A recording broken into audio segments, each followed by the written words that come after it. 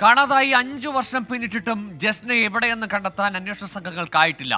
ജസ്നയുടെ തിരോധാനവും തുടർന്ന് കടന്ന അന്വേഷണങ്ങളുടെയും നാൾവഴിയിലേക്ക്.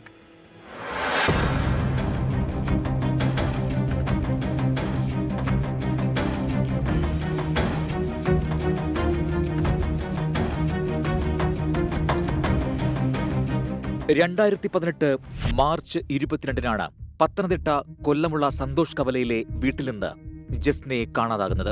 പിതാവിന്റെ സഹോദരിയുടെ വീട്ടിലേക്ക് പോകാനായി വീട്ടിൽ നിന്നിറങ്ങിയ ജസ്ന മുണ്ടക്കയം വരെ എത്തിയതിന് തെളിവുണ്ട്. പിന്നീട് ജസ്നയെ ആരും കണ്ടിട്ടില്ല. കാഞ്ഞിരപ്പള്ളി ഡൊമിനിക് കോളേജിൽ 2ാം വർഷ ബികോം വിദ്യാർത്ഥിനിയായിരുന്നു ജസ്ന. അമ്മ നേരത്തെ മരിച്ചതിനാൽ പിതാവിനും സഹോദരങ്ങൾക്കൊപ്പമായിരുന്നു താമസം. 2018 മാർച്ച് 23 ജസ്നയുടെ പിതാവ് ജെയിംസ് ജോസഫ് വെച്ചൂച്ചിറ പോലീസ് സ്റ്റേഷനിൽ പരാതി നൽകി.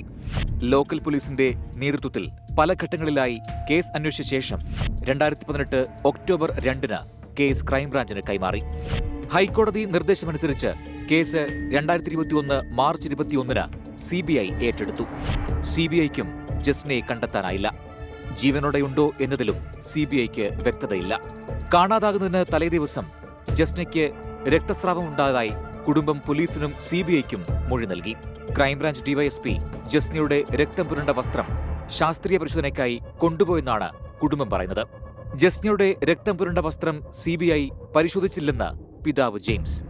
വീട്ടിൽ നിന്ന് ലോക്കൽ പോലീസോ ക്രൈംബ്രാഞ്ചോ രക്തം പുരണ്ട വസ്ത്രം ശേഖരിച്ചിട്ടില്ലെന്നാണ് CBI പറയുന്നത്.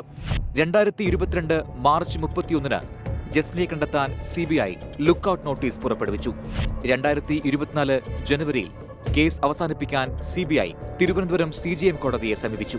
2024 ഏപ്രിലിൽ ജസ്ന ജീവിച്ചിരിപ്പില്ലെന്നും പ്രതിയെന്ന് സംശയമുള്ള യുവാവിനെപ്പറ്റി വിവരം നൽകാമെന്നും പിതാവ് അറിയിക്കുന്നു.